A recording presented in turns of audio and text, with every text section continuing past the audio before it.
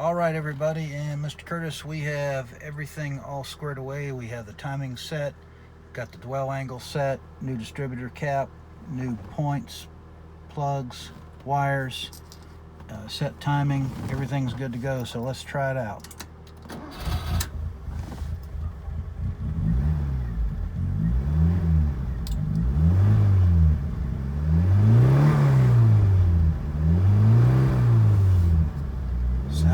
Sounding good. Let's take a look.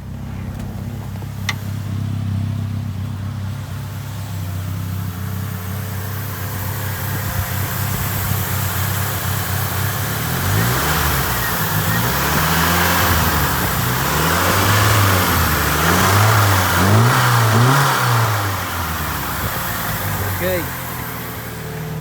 She is sounding good, running good, and looking good.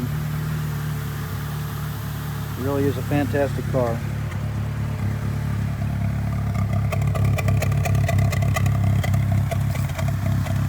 Just a few more little tweaks, get the emissions squared away, and should be running smooth as a kitten.